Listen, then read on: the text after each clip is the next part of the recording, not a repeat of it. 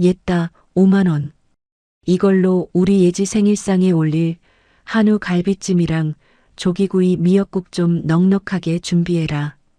5만 원이면 아주 차고 넘치지. 빳빳한 5만 원권 지폐가 제 가슴팍을 맞고 바닥으로 툭 떨어졌습니다. 며느리를 식모 취급하는 시어머니와 얄미운 시누이 아가씨, 그리고 입을 꾹 다문 남편까지. 숨이 턱턱 막히는 시월드에서 저는 더 이상 바보처럼 당하고만 있지 않기로 결심했습니다. 시어머니가 던져준 단돈 5만 원으로 완벽하게 차려낸 기막힌 편의점 도시락 만찬, 그리고 식탁 한가운데 놓인 이혼 서류를 마주한 시댁 식구들은 과연 어떤 꼴을 당했을까요?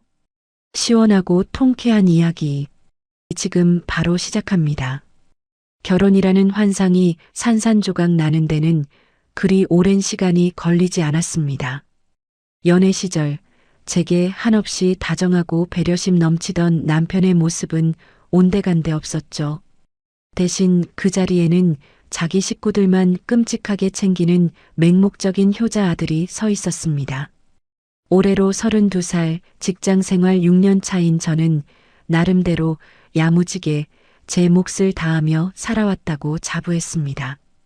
하지만 시댁이라는 견고한 성벽 앞에서는 그저 속수무책으로 당하는 무기력한 존재일 뿐이더군요. 이번 주말도 어김없이 그 지옥 같은 호출이 시작되었습니다.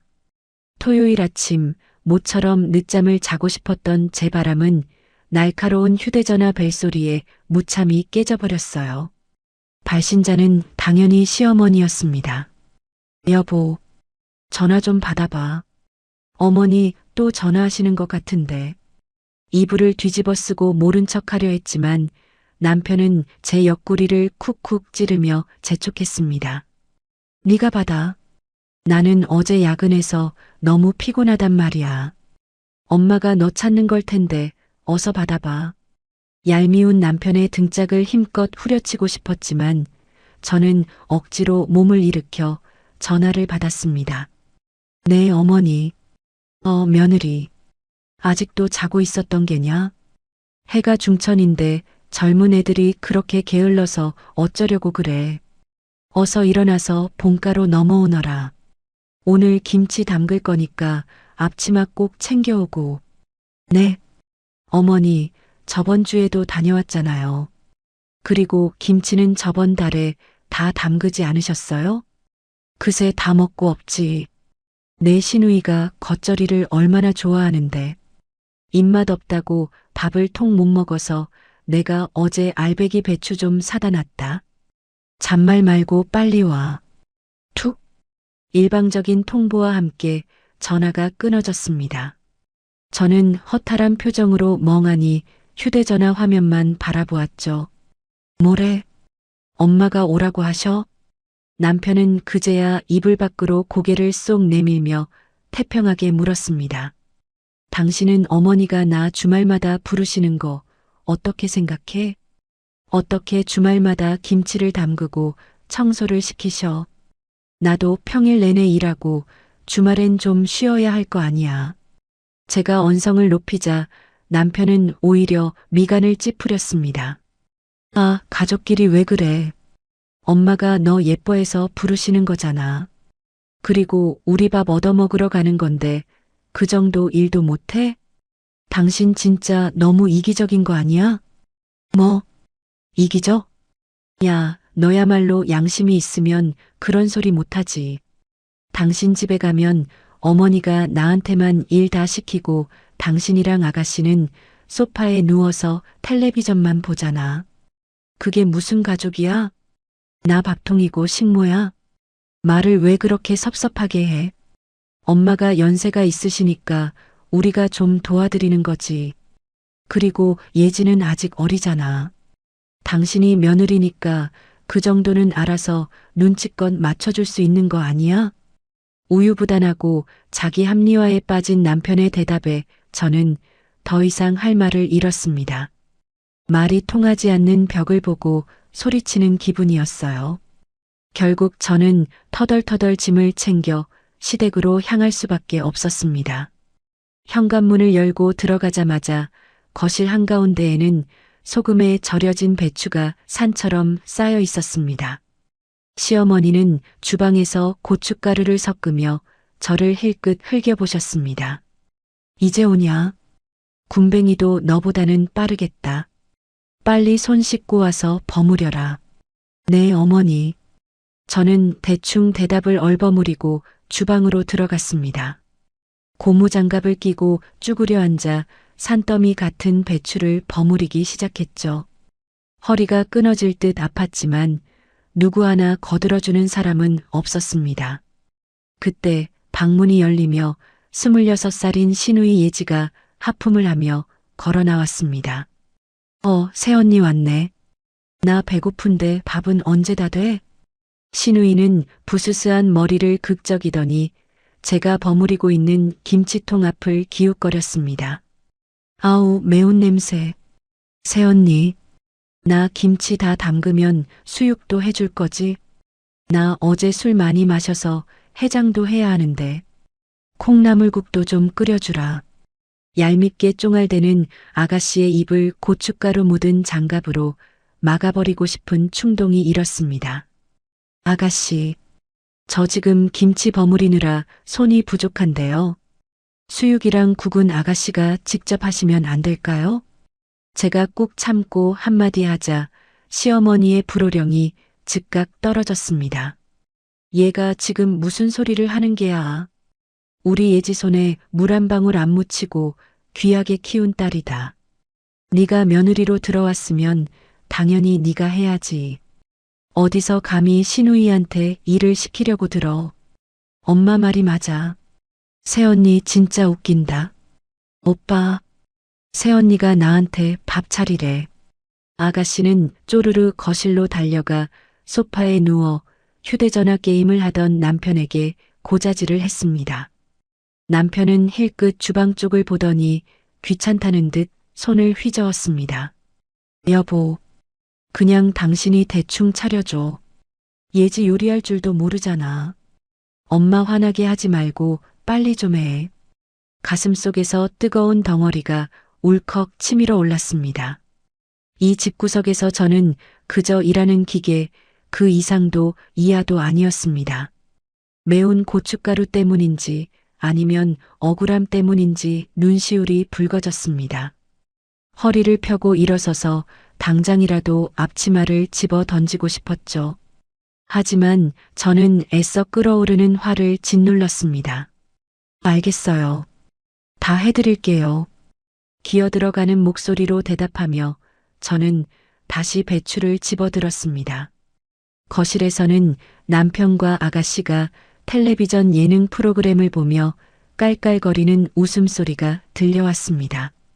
시어머니는 그 옆에서 과일을 깎아 두 사람 입에 쏙쏙 넣어주고 계셨죠.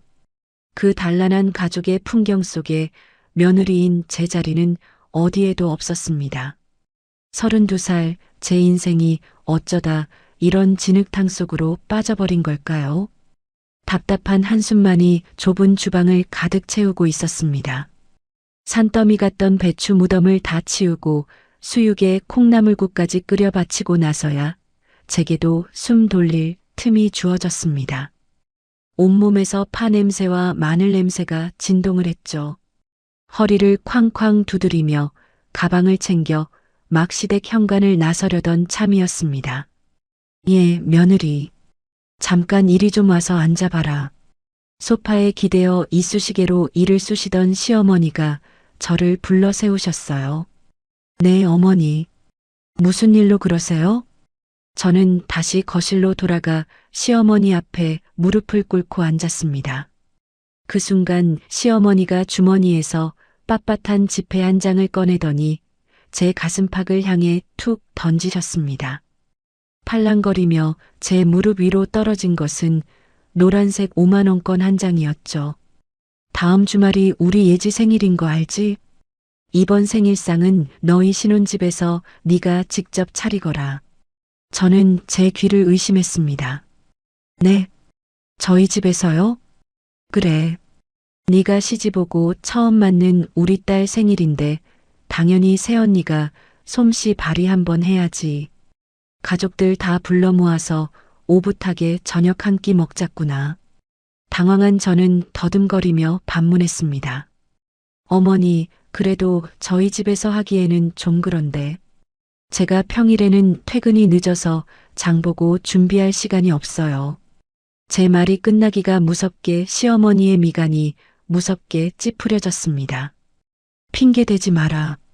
신우이 생일 챙기는 게 그렇게 곶감이냐? 메뉴는 예지가 제일 좋아하는 한우 갈비찜으로 해라. 잔치상에 삼색 잡채랑 조기구이가 빠지면 섭섭하니까 그것도 올리고, 소고기 듬뿍 넣어서 미역국도 푹 끓여내야 한다. 기가 막혀서 헛웃음이 다 나올 지경이었습니다. 저는 무릎 위에 떨어진 5만 원을 집어들고 떨리는 목소리로 물었죠. 어머니, 그럼 이 5만 원은 뭔가요? 뭐긴 뭐야? 상차림비지. 어머니, 5만 원으로 어떻게 한우 갈비찜에 조기구이를 해요? 요즘 물가에 턱없이 부족한 거 어머니도 잘 아시잖아요. 시어머니는 코웃음을 치며 뻔뻔하게 대꾸하셨습니다. 어허, 네가 아직 살림을 몰라서 그러는구나. 요즘 젊은 애들 돈 아껴 써야지. 5만 원이면 차고 넘친다.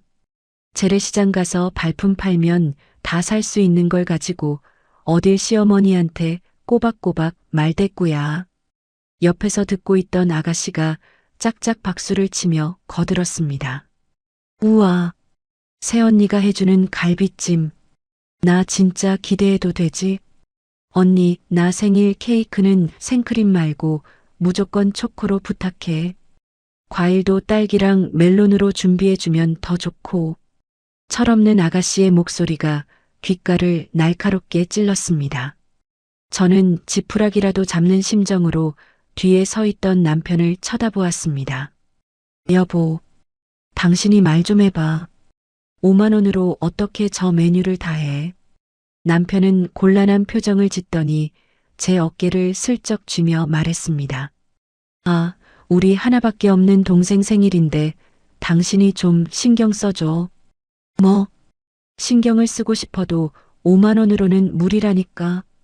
당신이 당장 마트 가서 소고기 가격 한번 보고 올래? 제 속도 모르고 남편은 오히려 저를 속 좁은 여자 취급하며 타박을 하기 시작했습니다. 야, 너는 무슨 말을 그렇게 팍팍하게 하냐? 엄마가 돈 보태주시는 것만 해도 감사하게 생각해야지. 당신 요리 솜씨 자랑할 겸 이번 한 번만 해주면 안 돼? 가족끼리 너무 째째하게 굴지 마. 그 순간 제 안에서 무언가 툭 하고 끊어지는 소리가 들렸습니다. 내 편이라고는 단 한 명도 없는 이 이기적인 집구석. 손에 쥔 빳빳한 5만 원권 지폐가 제 처지처럼 초라하게 구겨지고 있었습니다. 가슴이 답답해져 오고 숨이 턱턱 막혀왔습니다. 머릿속이 하얗게 변하며 귓가에는 삐소리만 맴돌 뿐이었습니다. 도망치듯 시댁 현관을 빠져나오는 제 등 뒤로 시어머니의 앙칼진 목소리가 꽂혔습니다. 우리 딸 생일상 섭섭하지 않게 신경 써서 차려야 한다. 명심해라. 저는 대답조차 하지 못한 채 쫓기듯 차에 올라탔죠. 시동을 거는 남편의 옆모습을 보자 참았던 분노가 화라산처럼 터져나왔습니다. 당신 제정신이야? 방금 어머니가 하시는 말씀 듣고도 가만히 있어? 5만 원 쥐어주면서 한우 갈비찜에 조기구이가 말이 되냐고. 제 고함에 남편은 운전대를 잡은 채 신경질적으로 미간을 구겼습니다. 아유, 귀 따가워. 차 안에서 소리 좀 지르지 마. 엄마가 연세가 있으셔서 요즘 물가를 잘 모르시니까 그렇지. 그걸 가지고 왜 그렇게 죽자고 덤벼? 내가 죽자고 덤벼? 당신이라도 중간에서 말을 잘라줬어야지. 아가씨 생일 파티를 왜 하필 우리 집에서 해야 하냐고. 나 평일 내내 야근하느라 집 청소할 시간도 없는 거 뻔히 알잖아. 남편은 제 속도 모르고 한숨을 푹 내쉬며 변명을 늘어놓기 시작했습니다. 엄마가 유독 자기 딸 끔찍하게 아껴서 그러시는 거 당신도 알잖아. 그리고 우리 집이 본가보다 넓고 깨끗하니까 거기서 먹자는 거지. 당신 요리 솜씨 좋으니까 이번 기회에 솜씨 자랑도 좀 하고 좋잖아. 이번 한 번만 그냥 둥글게 맞춰주면 안 돼? 뭐? 둥글게 맞춰? 당신은 내가 뼈 빠지게 일하고 와서 주말에 시댁 식구들 수발까지 드는 게 당연해? 내가 당신 집 식모야? 말을 왜 또 그렇게 극단적으로 해? 가족끼리 밥 한 끼 먹자는데 식모 소리가 왜 나와? 당신 진짜 속 좁다. 진짜 피곤하게 만드네. 남편의 입에서 나온 속 좁다는 말에 저는 망치로 머리를 세게 얻어맞은 기분이 들었습니다. 차 안에는 숨막히는 정적만이 맴돌았어요. 창밖으로 빠르게 스쳐 지나가는 불빛들을 멍하니 바라보며 저는 뼈저리게 깨달았습니다. 저 사람은 평생을 가도 제 방패막이가 되어주지 않을 거라는 사실을요. 자신의 어머니와 여동생이 제게 어떤 무례한 요구를 하든 남편은 영원히 방관자일 뿐이었습니다. 오히려 그 부당함을 견디지 못하는 저를 예민하고 모난 여자로 몰아가고 있었죠. 손에 꽉 쥐고 있던 5만 원권 지폐가 땀에 젖어 축축해졌습니다. 가족끼리 밥 한 끼, 그 알량한 핑계 뒤에 숨어 저를 착취하려는 저들의 이기심에 구역질이 날 것 같았어요. 동시에 가슴 깊은 곳에서 차갑고 서늘한 바람이 불어오는 것을 느꼈습니다. 그토록 뜨거웠던 억울함과 분노가 서서히 가라앉으며 이성이 제자리를 찾기 시작했죠. 옆자리에서 눈치를 살피며 운전하는 남편의 얄미운 얼굴이 한없이 낯설고 혐오스럽게 느껴졌습니다. 그래요. 이 껍데기뿐인 결혼 생활은 이미 끝났습니다. 저를 존중하지 않는 사람들과 더 이상 가족이라는 이름으로 묶여 있을 이유가 없었죠. 침을 꼴깍 삼키며 저는 차창에 비친 제 건조한 눈동자를 똑바로 마주 보았습니다. 차 안에 무거운 공기를 뚫고 집에 도착하자마자 저는 화장대로 가서 거울을 보았습니다. 눈물 자국이 말라붙은 뺨은 이미 서늘하게 식어 있었죠. 뒤따라 들어온 남편은 제가 또 한바탕 잔소리를 쏟아낼까봐 잔뜩 긴장한 채 슬금슬금 안방문을 열었습니다. 여보, 아직도 화났어? 우리 그만 싸우면 안 될까? 징징거리는 그 목소리에 저는 오히려 마음이 차분히 가라앉는 것을 느꼈습니다. 알았어. 당신 말대로 내가 이번 한 번만 눈 딱 감고 맞출게. 제 입에서 나온 뜻밖의 고분고분한 대답에 남편의 두 눈이 휘둥그레졌습니다. 진짜? 화 풀렸어, 여보? 화는 무슨. 가족끼리 밥 한 끼 먹자는데 내가 조금 예민했지. 아가씨 생일상 아주 상다리가 부러지게 대접해주면 되잖아. 어머니가 주신 5만 원으로 시장 가서 발품 팔아볼게. 남편은 제 속도 모르고 안도의 한숨을 푹 내쉬며 해벌쭉 웃음을 지었습니다. 당연하지. 아유, 우리 마누라가 역시 최고야. 엄마도 당신 요리 솜씨 자랑하고 싶어서 유독 챙기시는 거라니까. 내일은 내가 분리수거 다 할 테니까 오늘은 일찍 자자. 그래. 먼저 씻어. 욕실로 들어가는 남편의 뒷모습을 보며 제 입가에는 차가운 비웃음이 번졌습니다. 그래, 당신들이 그토록 원하는 잊지 못할 생일상을 차려줄게. 다음 날 아침 저는 출근하자마자 팀장님께 반차를 냈습니다. 몸이 좀 안 좋다는 핑계를 대고 회사 문을 나선 뒤 곧장 서초동으로 향했죠. 지인에게 추천받은 이혼 전문 변호사 사무실의 무거운 유리문을 밀고 들어가는 순간 제 심장은 빠르게 요동치기 시작했습니다. 하지만 자리에 앉자마자 저는 그 어느 때보다 냉정하게 지난 1년의 결혼 생활을 쏟아냈습니다.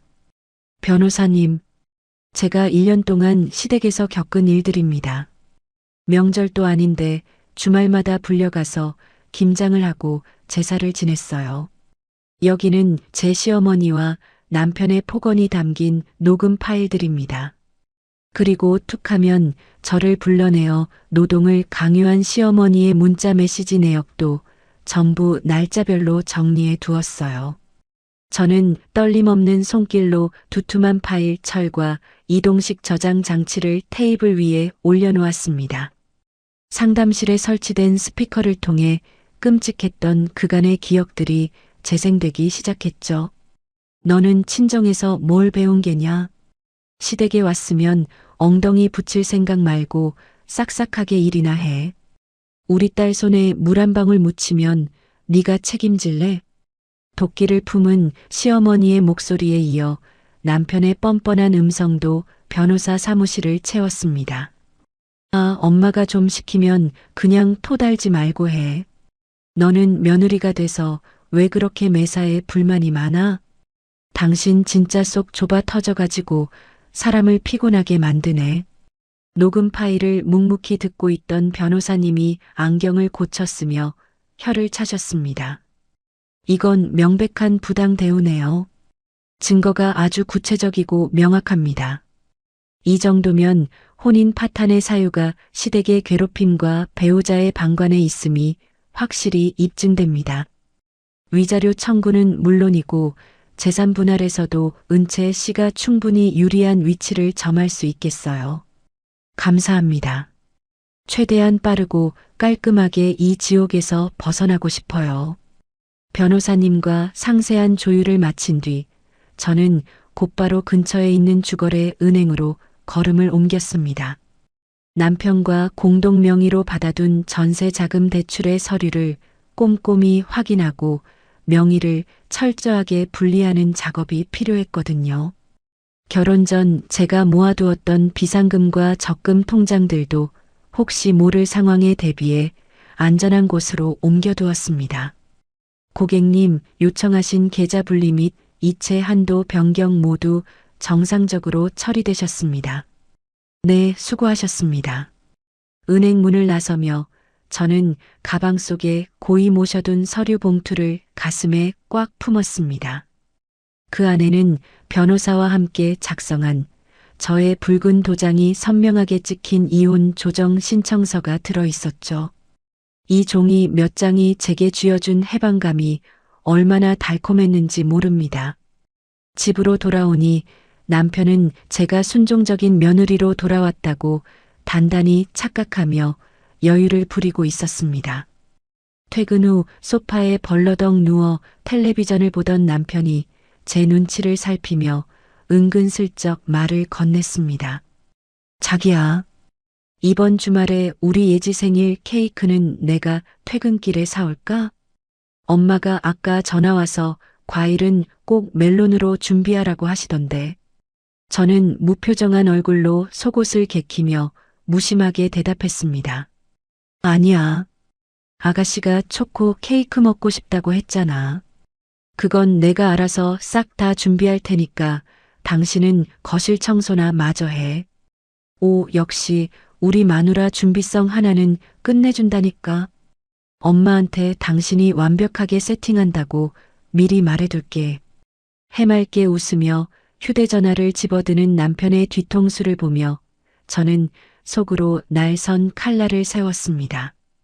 지금껏 나를 바보 취급하며 부려먹은 시어머니, 오빠라는 그늘에 숨어 얄밉게 훈수를 두던 시누이, 그리고 그 모든 걸 당연하게 여기며 내 가슴을 짓밟은 남편. 당신들이 나에게 던진 그 5만 원의 가치가 어떤 결과를 불러올지 뼈저리게 느끼게 해줄 시간이 시시각각 다가오고 있었습니다. 달력에 붉은색으로 동그라미 쳐진 아가씨의 생일날이 다가올수록 제 마음은 오히려 고요한 호수처럼 평온해졌습니다. 결전의 날을 하루 앞둔 금요일 저녁이었습니다. 퇴근길 지옥철에 몸을 싣고 집으로 향하는 제 발걸음은 그 어느 때보다 가벼웠죠. 현관 비밀번호를 누르고 들어가니 거실 소파에는 남편이 배를 극적이며 누워 있었습니다. 여보, 왔어? 내일 우리 예지 생일인데 장은 다 봐둔 거지? 내가 갈비찜 핏물 빼는 거 도와줄까? 남편은 말로만 도와준다고 할 뿐 엉덩이는 소파에 딱 붙인 채 텔레비전에서 눈을 떼지 않았습니다. 아니야. 당신 피곤할 텐데 그냥 쉬어. 내가 알아서 완벽하게 다 준비할 테니까 푹 자. 제가 상냥하게 대답하자 남편은 콧노래까지 흥얼거리며 좋아했습니다. 역시 우리 마누라밖에 없다니까. 엄마한테 당신 칭찬 엄청 해놨어. 내일 기대해도 좋다고 말이야. 당신 요리 실력 맘껏 발휘해봐. 그때 마침 타이밍도 기가 막히게 제 휴대전화가 요란하게 울려댔습니다. 화면에 뜬 발신자는 다름 아닌 시어머니였어요. 저는 남편을 향해 살짝 웃어 보이고는 안방으로 들어가 방문을 닫았습니다. 네, 어머니. 전화를 받기가 무섭게 수화기 너머로 시어머니의 앙칼진 목소리가 쏟아졌습니다. 그래, 며느리. 내일 우리 딸 생일상 준비는 차질 없이 잘하고 있겠지? 네, 그럼요. 잘 준비하고 있으니까 걱정 마세요. 발품 팔아서 재료도 잘 사고 있어요. 당연하지. 그래야지. 5만 원이면 시장에서 소고기 사고도 남을 돈이다. 갈비는 핏물 잘 빼놨지?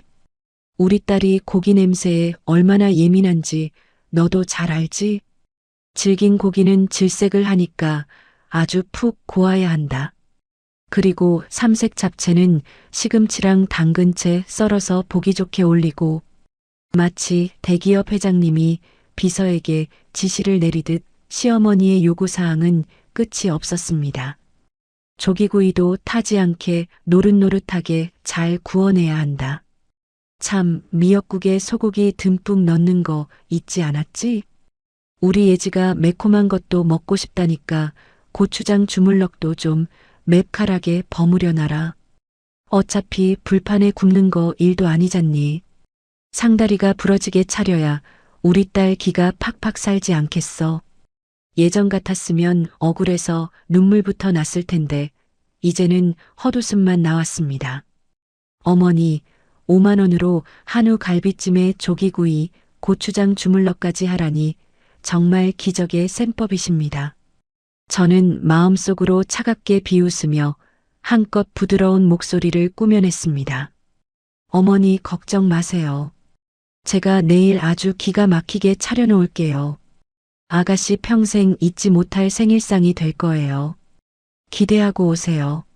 제 나긋나긋한 대답에 시어머니도 꽤 흡족하신 모양이었습니다. 그래. 네가 웬일로 고분고분 말을 잘 듣는다니 다행이구나. 진작에 그렇게 싹싹하게 굴 것이지. 내일 저녁 6시까지 맞춰서 갈 테니까 따뜻하게 먹을 수 있게 상 딱 차려놔라. 네, 어머니. 늦지 않게 오세요. 통화가 끝난 뒤 저는 안방 침대에 걸터앉아 가만히 숨을 골랐습니다. 내일이면 이 지긋지긋한 10월드와도 영원히 안녕이었습니다. 저는 옷장 구석에 미리 싸둔 작은 캐리어를 다시 한번 열어 확인했어요. 당장 필요한 옷가지와 귀중품, 그리고 제 붉은 도장이 선명하게 찍힌 이혼 조정 신청서가 구겨지지 않게 잘 들어 있었습니다. 모든 것이 완벽했습니다. 방문을 열고 나가니 남편은 여전히 텔레비전 예능 프로그램을 보며 낄낄거리고 있었죠. 여보, 나 잠깐 집 앞에 슈퍼 좀 다녀올게. 슈퍼? 왜? 내일 요리할 때 쓸 양념이 조금 모자라서 사오려고. 아, 그래. 조심히 갔다 와. 저는 대충 겉옷을 걸치고 가벼운 발걸음으로 집을 나섰습니다. 엘리베이터를 타고 1층으로 내려가는 동안 콧노래가 절로 나왔습니다. 밤 공기는 시원했고 제 마음은 그 어느 때보다 홀가분했어요. 아파트 단지 정문을 나서자 밝게 빛나는 편의점 간판이 눈에 들어왔습니다. 평소 같았으면 늦은 퇴근길에 캔맥주나 하나 사러 들렀을 그곳이 오늘따라 왜 이리 반가운지 모르겠습니다. 편의점 자동문이 경쾌한 알림음과 함께 열렸습니다. 저는 망설임 없이 곧장 안쪽 벽면에 자리한 신선식품 매대로 직행했습니다. 매대 안에는 플라스틱 용기에 곱게 담긴 다양한 종류의 화려한 도시락들이 줄지어 진열되어 있었죠. 시어머니가 그토록 강조하셨던 5만 원의 기적을 실현할 완벽한 만찬들이 제 눈앞에 펼쳐져 있었습니다. 저는 콧노래를 흥얼거리며 내일 살 도시락들을 하나둘씩 찬찬히 살펴보기 시작했습니다. 결전의 날, 드디어 신우이의 생일 당일 아침이 밝았습니다. 남편은 아침 일찍부터 부산을 떨며 꽃단장을 하느라 바빴어요. 여보, 나 본가 가서 엄마랑 예지 픽업해서 올게. 당신은 집에서 요리 마무리하고 있어. 오늘 예지 생일이니까 내가 특별히 기사 노릇 좀 하려고. 거울 앞에서 머리에 젤을 바르며 콧노래를 부르는 남편의 모습이 참으로 우스웠습니다. 그래, 조심해서 다녀와. 내가 아주 잊지 못할 생일상을 차려놓고 기다릴 테니까. 제가 의미심장하게 웃으며 대답하자 남편은 해맑게 손을 흔들며 현관문을 나섰습니다. 남편이 집을 비우자마자 저는 어젯밤 점 찍어두었던 집 앞 편의점으로 곧장 향했습니다. 어서 오세요. 편의점 아르바이트생의 경쾌한 인사말을 들으며 저는 신선식품 매대로 직진했죠. 시어머니께서 하사하신 빳빳한 5만 원권 지폐 한 장을 주머니에서 만지작거리며 셈을 해보았습니다. 요즘 물가에 5만 원으로 살 수 있는 가장 화려하고 성대한 만찬. 그것은 바로 편의점에서 제일 비싼 프리미엄 고기 도시락이었습니다. 우와, 오늘은 도시락이 더 들어왔네. 저는 진열장을 훑어보며 콧노래를 흥얼거렸어요. 바싹 불고기 정식 5개, 매콤 제육볶음 도시락 5개, 정확히 10인분의 도시락을 장바구니 2개에 꽉꽉 눌러 담았습니다. 하나에 5,000원 남짓하는 도시락 10개를 고르니 딱 5만 원이 맞아떨어지더군요. 계산해 주세요. 카운터에 도시락 10개를 산더미처럼 쌓아 올리자 아르바이트생의 두 눈이 휘둥그레졌습니다. 이거 전부 다 계산하시는 거 맞으세요? 네, 전부 다요. 봉투 가장 큰 걸로 2장 주시고요. 저는 시어머니가 주신 노란색 5만 원권 지폐를 카운터에 보란 듯이 올려놓았습니다. 집으로 돌아온 저는 곧바로 소매를 걷어붙이고 본격적인 상차림에 돌입했습니다. 가스레인지 불을 켜거나 프라이팬을 달굴 필요는 전혀 없었죠. 그저 전자레인지 한 대를 풀가동하며 도시락들을 차례대로 데우기만 하면 끝이었습니다. 윙 돌아가는 전자레인지 소리와 함께 집안에는 금세 묘한 냄새가 퍼지기 시작했습니다. 한우 갈비찜의 깊고 진한 냄새 대신 편의점 특유의 플라스틱 용기 냄새와 자극적인 인공 조미료 냄새가 진동을 했어요. 저는 커다란 식탁 위에 데워진 도시락 10개를 아주 정갈하게 줄지어 세팅했습니다. 뚜껑은 열지 않고 그대로 두어 궁금증과 기대감을 한껏 높여주기로 했죠.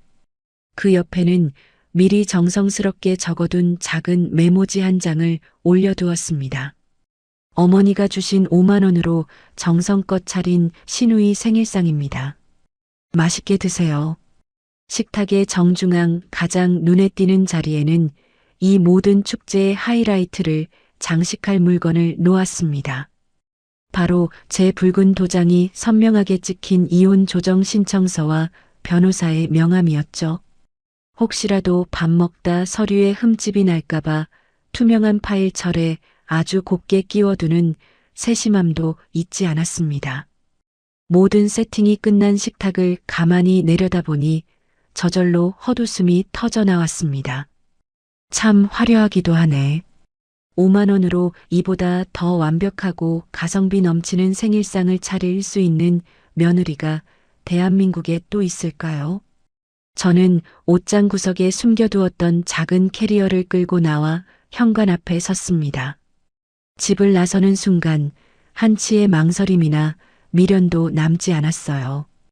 오히려 묵은 체증이 싹 내려가는 듯한 짜릿한 해방감이 온몸을 감쌌습니다. 철컥! 도어락이 닫히는 경쾌한 소리와 함께 저는 뒤도 돌아보지 않고 엘리베이터에 올라탔습니다. 이제 남은 것은 텅 빈 집에서 벌어질 저들만의 기막힌 잔치뿐이었습니다. 자유의 몸이 된 저는 가벼운 발걸음으로 아파트 단지를 빠져나와 맑은 공기를 깊게 들이마셨습니다.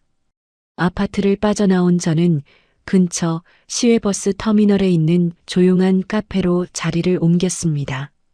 시원한 아이스 아메리카노를 한 잔 주문하고 구석 자리에 앉아 여유롭게 휴대전화를 꺼내 들었죠. 화면을 몇 번 터치하자 우리 집 거실을 훤히 비추는 홈캠 애플리케이션이 실행되었습니다. 몇 달 전 반려견을 키울까 고민하며 거실 천장에 달아두었던 작은 카메라가 오늘 이렇게 유용하게 쓰일 줄은 꿈에도 몰랐네요. 작은 스마트폰 화면 속에는 제가 방금 전까지 세팅해둔 식탁의 모습이 아주 선명하게 담겨 있었습니다. 약속한 저녁 6시가 조금 넘은 시각이었어요.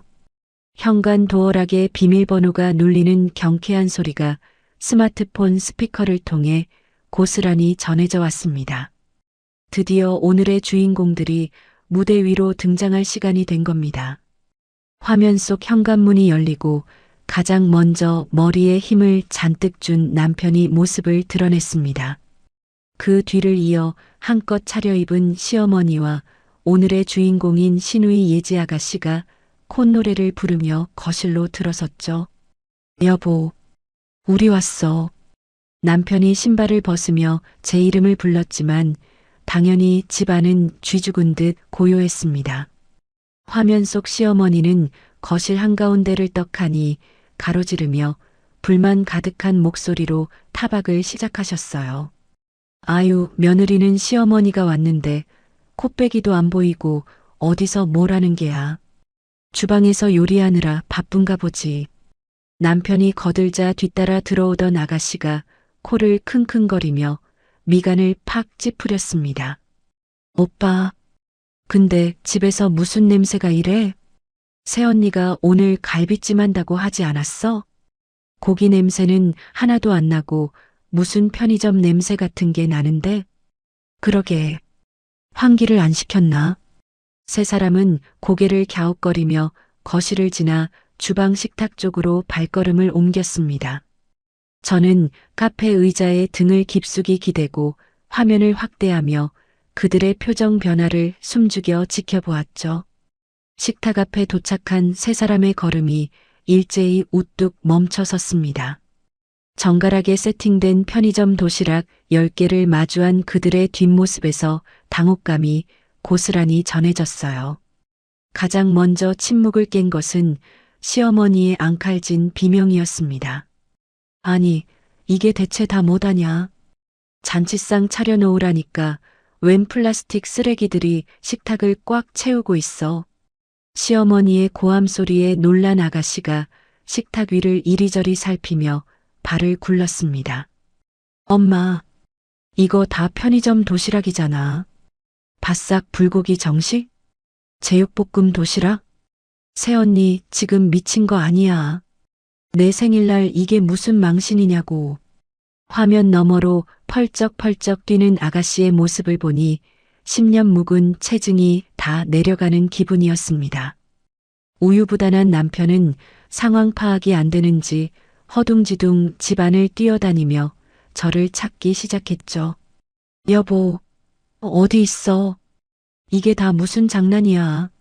안방과 화장실 문을 벌컥벌컥 열어보던 남편이 땀을 뻘뻘 흘리며 다시 식탁으로 돌아왔을 때였습니다. 시어머니가 식탁 한쪽에 놓인 작은 메모지를 발견하고는 낚아채듯 집어드셨어요. 노안 때문에 눈을 가늘게 뜨고 메모를 읽어내려가던 시어머니의 얼굴이 순식간에 불그락 달아올랐습니다. 어머니가 주신 5만 원으로 정성껏 차린 시누이 생일상입니다. 맛있게 드세요. 메모를 소리내어 읽은 시어머니는 뒷목을 잡으며 휘청거리셨습니다. 아이고, 내 뒷목이야. 이 독한 년이 지금 나한테 시위하는 게야. 5만 원 줬다고 나를 이렇게 무시해. 당장 그년한테 전화 걸어라. 내가 아주 뼈도 못 추리게 홍구멍을 내줄 테니까.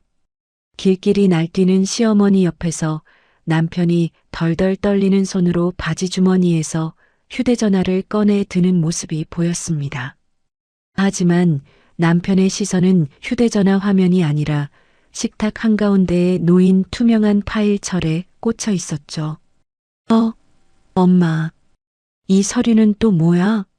남편이 떨리는 손으로 빳빳한 서류를 집어드는 순간 저는 입술을 꽉 깨물고 새어나오는 웃음을 참아야만 했습니다. 이혼, 조정신청서, 남편의 입에서 이혼이라는 단어가 흘러나오자마자 시어머니와 아가씨의 펄떡이던 움직임이 거짓말처럼 멈췄습니다. 화면 속 남편의 동공이 지진이라도 난 듯 미친 듯이 흔들리는 것이 홈캠 렌즈 너머로도 똑똑히 보였어요. 그 옆에 놓인 이혼 전문 변호사의 명함과 제 붉은 도장을 확인한 남편은 다리에 힘이 풀렸는지 털썩 의자에 주저앉고 말았습니다. 한우 갈비찜 냄새 대신 저렴한 인공 조미료 냄새가 진동하는 그곳. 플라스틱 도시락 10개와 붉은 도장이 찍힌 이혼 서류를 마주한 세 사람의 기절초풍할 꼴을 구경하며 저는 가볍게 콧노래를 불렀습니다. 얼음이 반쯤 녹아내린 아이스 아메리카노를 한 모금 깊게 들이켰죠. 제 인생에서 이토록 달콤하고 가슴 뻥 뚫리게 시원한 커피는 단연코 처음이었습니다. 스마트폰 화면 속 신혼집 거실은 그야말로 아수라장이 따로 없었습니다. 털썩 주저앉은 남편의 손에서 이혼 서류를 낚아챈 시어머니의 두 눈이 당장이라도 튀어나올 듯 팽창했죠. 이 인연이 미쳤나? 어디 감히 시어머니를 능멸하고 이혼장을 들이밀어. 내가 이런 꼴을 보려고 우리 귀한 아들을 장가 보낸 줄 알아. 시어머니는 가슴을 퍽퍽 치며 고래고래 소리를 질렀습니다. 평소 밖에서는 우아한 사모님 행세를 하던 그 가식적인 모습은 온데간데 없이 사라졌어요. 엄마, 지금 그게 문제야? 내 생일은 어떡할 건데? 내가 친구들한테 새언니가 한우 갈비찜 해준다고 동네방네 자랑 다 해놨단 말이야. 이딴 플라스틱 쪼가리에 담긴 편의점 도시락이나 먹이려고 나를 오라가라 한 거야? 아, 짜증나 진짜. 아가씨는 제 화를 이기지 못하고 식탁 의자를 발로 걷어차며 패악을 부렸습니다. 식탁 위에 가지런히 놓여있던 바싹 불고기 도시락 하나가 바닥으로 내동댕이 쳐졌어요. 시어머니는 바닥에 나뒹구는 도시락을 보며 다시 한번 뒷목을 잡았습니다. 내가 5만 원이나 줬는데 감히 이딴 걸 상에 올려? 우리 딸 먹이라고 한우 사라고 준 돈을 어디다 빼돌리고 감히 안갚음을 해? 이 나쁜 년. 하지만 남편은 동생이 난동을 부리든 어머니가 악을 쓰든 넋이 나간 표정으로 허공만 응시하고 있었습니다. 여보, 이게 진짜 무슨 일이야? 당신 진짜 나랑 끝내겠다는 거야? 남편은 덜덜 떨리는 손으로 식탁 위에 변호사 명함을 매만지며 중얼거렸습니다. 그제야 아들의 상태를 파악한 시어머니가 남편의 등짝을 사정없이 후려쳤죠. 너 병신같이 넋놓고 뭐하고 있어? 당장 그년한테 전화 걸어. 어디서 감히 하늘 같은 시댁 식구들한테 편의점 밥을 던져놓고 도망을 가. 당장 머리채를 끌고 와서 내 앞에 무릎 꿇려. 시어머니의 불호령에 남편은 그제야 정신이 번쩍 든 듯 허둥지둥 휴대전화를 귀에 가져다 댔습니다. 그 순간 카페 테이블 위에 올려둔 제 휴대전화 화면이 번쩍이며 요란한 진동이 울리기 시작했어요. 화면 한가운데 선명하게 떠오른 이름은 바로 남편이었습니다. 숨이 헐떡거릴 정도로 다급하게 걸려오는 그 전화를 보며 저는 여유롭게 커피를 한 모금 더 마셨습니다. 물론 전화를 받을 생각은 추호도 없었죠. 화면 속 남편은 절망적인 표정으로 휴대전화를 툭 떨어뜨렸습니다. 엄마, 전화가 안 돼. 나 차단당했나 봐. 뭐라고? 인연이 진짜 단단히 미쳤구나. 어디 겁도 없이 남편 전화를 차단해. 너 당장 안방 들어가서 그년 집 있나 확인해봐. 시어머니의 악다구니에 남편은 비틀거리며 안방으로 뛰어들어갔습니다. 잠시 후 남편의 비참한 비명소리가 텅 빈 집안을 울렸어요. 엄마, 짐이 하나도 없어. 옷장도 비어있고 화장대도 다 비워졌어. 거실로 뛰쳐나온 남편은 머리를 쥐어뜯으며 바닥에 주저앉고 말았습니다. 늘 제 앞에서 핏대를 세우며 큰 소리치고 기고만장하던 남편이었습니다. 어머니와 여동생 뒤에 숨어서 저를 깎아내리던 그 찌질한 남자가 바닥에 엎드려 우는 모습을 보니 통쾌함에 웃음이 멈추질 않았습니다. 아가씨는 바닥에 주저앉은 남편을 향해 날카롭게 쏘아붙였어요. 오빠는 도대체 마누라 간수도 못하고 뭐 한 거야? 내 생일날 이게 무슨 개망신이냐고. 나 진짜 화나서 미쳐버릴 것 같아. 오빠가 당장 새언니 찾아와서 내 갈비찜 내놓으라고 해. 우리 딸 울지 마라. 엄마가 당장 월요일에 그년 직장으로 쫓아가서 머리털을 다 뽑아놓을 테니까. 어디 감히 우리 집안을 이렇게 능멸하고 무사할 줄 알아. 서로를 탓하며 고성을 지르는 세 사람의 모습은 그야말로 한편의 훌륭한 코미디였습니다. 아침 드라마에서나 볼 법한 막장 가족의 민낯이 제 스마트폰 화면 안에서 생생하게 펼쳐지고 있었죠. 가족이라는 이름으로 서로를 감싸던 그들은 정작 위기가 닥치자 서로에게 책임을 전가하며 물어뜯기 바빴습니다. 저는 더 이상 그들의 구질구질한 모습을 보고 싶지 않아 홈캠 애플리케이션을 가차없이 종료해버렸습니다. 화면이 까맣게 꺼지자 비로소 제 주변을 맴돌던 모든 끔찍한 소음이 완벽하게 차단되었어요. 카페 안에 흐르는 잔잔한 재즈 음악만이 제 귓가를 부드럽게 간지럽히고 있었습니다. 저는 자리에서 일어나 아주 가볍게 기지개를 켰습니다. 발끝부터 정수리까지 묵은 때가 싹 씻겨 내려가는 듯한 상쾌함이 온몸을 휘감았죠. 테이블 아래에 얌전히 놓인 캐리어 손잡이를 꽉 쥐는 제 손길에는 그 어느 때보다 강한 확신이 깃들어 있었습니다. 더 이상 며느리라는 이름표에 짓눌려 숨죽여 울고 시어머니의 억지에 눈물 찢던 바보 같은 여자는 이 세상에 없습니다. 이제 저는 그 누구의 눈치도 보지 않고 오롯이 저만을 위한 당당한 삶을 살아갈 것입니다. 카페 문을 열고 밖으로 나서자 맑고 시원한 저녁바람이 제 뺨을 기분 좋게 스치고 지나갔습니다. 월요일 아침 평소처럼 출근을 위해 회사 로비에 들어서던 저는 불쑥 튀어나온 그림자 때문에 하마터면 비명을 지를 뻔했습니다. 여보. 초췌한 얼굴에 수염이 덥수룩하게 자란 남편이 제 앞을 가로막고 섰거든요. 주말 내내 한숨도 못 잔 사람처럼 눈이 퀭하게 파여 있었습니다. 그 기세등등하던 모습은 온데간데 없고 금방이라도 울음을 터뜨릴 것 같은 찌질한 얼굴이었죠. 당신 여기서 뭐 하는 거야? 빨리 안 비켜? 제가 차갑게 쏘아붙이자 남편은 주변 시선도 아랑곳하지 않고 제 손목을 덥석 잡으며 매달렸습니다. 여보, 내가 다 잘못했어. 엄마가 너무 미안하대. 당신한테 사과하고 싶다니까 이번 한 번만 제발 용서해 주라. 내가 앞으로 진짜 잘할게, 응? 찌질하게 눈물까지 글썽이며 애원하는 그 모습을 보니 헛웃음이 다 나왔습니다.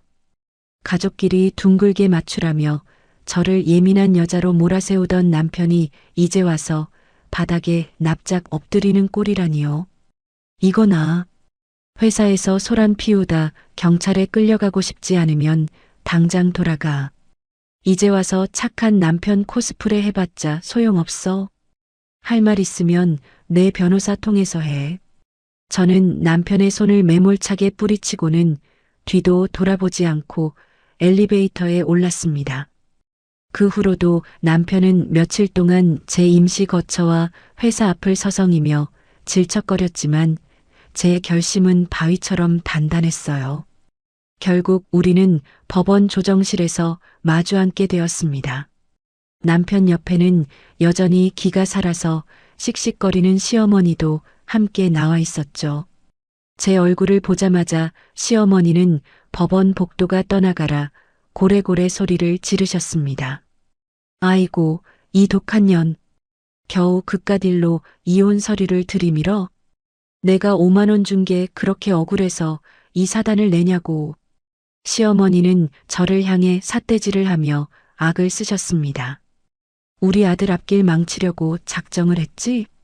어림없다. 내가 위자료 단 한 푼도 못 줄 줄 알아. 그 뻔뻔한 고함 소리에도 저는 미동조차 하지 않고 아주 평온한 미소를 지어 보였습니다. 어머니, 5만 원 때문에 이혼하는 게 아니라는 건 본인이 더 잘 아시잖아요. 제가 또박또박 짚어주자 시어머니는 콧방귀를 뀌며 비아냥거렸습니다. 뭐가 어쩌고 어째? 이게 다 네가 속이 좁아 터져서 일어난 일 아니냐. 어디서 어른한테 눈을 똑바로 뜨고 말대꾸야.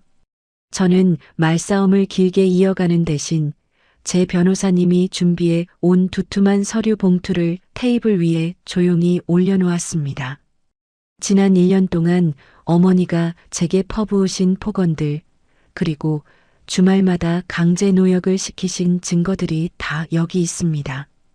우리 딸 손에 물 한 방울 묻히면 가만 안 두겠다며 저를 식모 취급하신 목소리도 아주 선명하게 녹음되어 있죠. 순간 시어머니의 얼굴에서 핏기가 싹 가시는 것이 보였습니다. 너 지금 우리 몰래 녹음을 했다는 게냐? 네, 맞아요. 위자료랑 제 몫의 재산 분할 깔끔하게 안 해주시고 소송으로 가시겠다면 저도 끝까지 가보려고요. 참, 우리 아가씨 요새 회사에서 승진 심사 앞두고 있다고 자랑하셨죠? 아가씨 직장에 이 녹음 파일들이 퍼지면 꽤 재미있는 구경거리가 될 텐데요. 제가 전곡을 찌르자 시어머니의 눈동자가 갈 곳을 잃고 미친 듯이 흔들리기 시작했습니다. 너 인연. 감히 우리 딸을 건드려? 건드리는 건 제가 아니라 어머니죠. 위자료 3천만 원이랑 제가 보탠 전세 자금 깔끔하게 돌려주시면 이 일은 조용히 덮어드릴게요. 하지만 끝까지 고집 피우시면 아가씨 회사 사람들에게 신우이가 새언니한테 어떤 짓을 했는지 다 까발려질 겁니다. 제 차가운 경고에 남편이 사색이 되어 시어머니의 팔을 다급하게 붙잡았습니다. 엄마, 제발 그만 좀 해. 진짜 예지 직장까지 잘리게 만들려고 이래? 달라는 대로 다 주고 제발 끝내자. 그제야 사태의 심각성을 완벽하게 깨달은 시어머니는 꿀먹은 벙어리처럼 입을 꾹 다물어 버렸습니다. 부들부들 떨리는 손으로 입술만 깨물 뿐 제 눈도 제대로 마주치지 못하셨죠. 딸의 앞길이 막힐지도 모른다는 공포가 그 잘난 시어머니의 기세를 단번에 꺾어버린 겁니다. 조정위원이 들어오고 모든 절차는 제가 꽉 쥔 주도권 아래 아주 순조롭게 진행되었습니다. 위자료와 재산 분할까지 단 한 푼의 손해 없이 아주 깔끔하게 도장을 받아냈어요. 법원 문을 나서는 시어머니와 남편의 뒷모습은 폐잔병처럼 한없이 초라하게 찌그러져 있었습니다. 저는 그들의 비참한 뒷모습을 보며 시원하게 웃어주었습니다. 법원을 나선 그날 이후 제 삶의 모든 묵은 체증이 완벽하게 씻겨 내려갔습니다. 제 통장에는 시어머니가 피눈물을 흘리며 입금한 위자료 3천만 원과 전세금 절반이 아주 정확하게 꽂혔죠. 그 돈에 제가 틈틈이 모아둔 비상금을 합쳐 직장 근처에 작고 아늑한 오피스텔을 새로 구했습니다. 거실 창밖으로 탁 트인 야경이 보이는 완벽한 저만의 보금자리였어요. 새 집으로 이사하던 첫날, 짐 정리를 마치고 거실 바닥에 대자로 뻗어 누웠을 때의 그 짜릿함을 저는 평생 잊지 못할 겁니다. 누구도 저에게 주말 노동을 강요하지 않았고 제 밥상에 5만 원을 던지며 훈수를 두는 사람도 없었으니까요. 이혼 도장을 찍고 3달쯤 지났을 무렵이었습니다. 전 남편과 저를 동시에 알던 대학 동기에게서 오랜만에 전화가 걸려왔어요. 은채야, 너 진짜 이혼하길 1000번 만번 잘했다. 그 집구석 완전 풍비박산 났다며? 친구의 목소리에는 흥분이 가득 담겨 있었습니다. 무슨 일인데? 나야 뭐 그 집 사람들이랑 아예 연을 끊었으니까 소식을 모르지. 지금 장난 아니야. 동네 사람들도 다 혀를 내두른다더라. 친구가 들려준 전 시댁의 근황은 그야말로 한편의 막장 코미디가 따로 없었습니다. 제가 떠나고 난 뒤 전 남편의 집은 매일매일이 지옥 같은 전쟁터로 변했다고 해요. 당장 제 위자료와 전세금을 내어주느라 시어머니는 그 아끼던 노후 자금을 크게 헐어야만 했죠. 돈줄이 마르니 당연히 집안의 평화도 산산조각이 났습니다. 전 남편이 맨날 술 먹고 들어가서 자기 엄마한테 행패를 부린대. 엄마가 예지 생일날 쓸데없이 5만 원만 안 던졌어도 자기 이혼 안 당했을 거라고 악을 쓴다더라. 어머, 진짜? 그 끔찍한 효자가 어머니한테 대든다고? 내 말이. 어머니는 또 가만히 있겠니? 다 그놈의 기집애가 한우 갈비찜 타령을 해서 벌어진 일이라며 아가씨 머리채를 잡고 싸운다는 거야. 제가 없어진 빈자리를 두고 서로의 탓을 하며 물어뜯는 세 사람의 모습이 눈앞에 선명하게 그려졌습니다. 그뿐만이 아니었어요. 집안일을 전담하던 제가 사라지자 시어머니와 아가씨는 서로에게 청소와 밥 짓기를 미루며 매일 고성을 지른다고 했습니다. 귀하게 키운 딸 손에 물 한 방울 안 묻히겠다던 시어머니도 결국 한계에 부딪힌 거죠. 아가씨는 지 엄마한테 내가 왜 밥을 하냐며 맨날 밖으로 걷던데. 전 남편은 그런 동생 꼴 보기 싫다고 소리치고 어휴. 동네 창피해서 고개를 못 들고 다닐 지경이래. 친구의 생생한 중계방송을 들으며 저는 가볍게 콧노래를 흥얼거렸습니다. 가족이라는 이름으로 똘똘 뭉쳐 저를 괴롭히던 사람들이 정작 자신들의 이기심 때문에 파멸해 가는 꼴이라니요. 제가 굳이 복수를 위해 손에 피를 묻힐 필요도 없었습니다. 그들의 알량하고 이기적인 본성이 스스로를 지옥불로 밀어 넣었으니까요. 전화를 끊고 난 뒤 저는 콧노래를 부르며 따뜻한 커피를 한 잔 내렸습니다. 은은한 커피 향이 거실을 가득 채우자 마음이 한없이 고요해졌어요. 창가에 놓인 푹신한 1인용 소파에 깊숙이 몸을 묻었습니다. 오늘은 일요일 아침입니다. 예전 같았으면 벌써 시댁으로 불려가 앞치마를 두르고 산더미 같은 설거지와 씨름하고 있을 시간이었죠. 하지만 지금 제 손에는 기름때 묻은 고무장갑 대신 예쁜 머그잔이 들려 있습니다. 매운 고춧가루 냄새 대신 달콤하고 향긋한 커피 향이 온 집안을 감싸고 있고요. 따뜻한 햇살이 창문을 넘어와 제 발끝을 부드럽게 어루만졌습니다. 지독했던 10월드에서의 1년은 제게 너무나 큰 상처였지만 동시에 저를 더 단단하게 만들어준 귀중한 수업이기도 했습니다. 무조건 참고 희생하는 것만이 미덕이 아니라는 사실을 뼈저리게 배웠으니까요. 부당한 대우에는 당당하게 목소리를 내고 아닌 것은 아니라고 확실하게 끊어낼 줄 아는 용기가 필요하다는 것을 이제는 완벽하게 압니다. 저는 창밖으로 지나가는 사람들의 평화로운 풍경을 바라보며 환하게 미소를 지었습니다. 더 이상 누군가의 눈치를 보며 억지 웃음을 짓지 않아도 됩니다. 착한 며느리라는 무거운 족쇄도 우유부단한 남편을 챙겨야 한다는 압박감도 전부 벗어던졌으니까요. 어머니가 던진 5만 원이 불러온 그 기막힌 생일상 사태는 제 인생을 완전히 뒤바꿔 놓았습니다. 이제 저는 제 삶의 조연이나 희생양이 아닙니다. 제 인생이라는 무대 위에서 온전히 저만의 대본을 써내려가는 진짜 주인공이 되었으니까요. 따뜻한 커피를 한 모금 머금으며 저는 다가올 눈부신 내일을 향해 통쾌한 인사를 건넸습니다. 시청자 여러분, 오늘의 사연 어떻게 들으셨나요?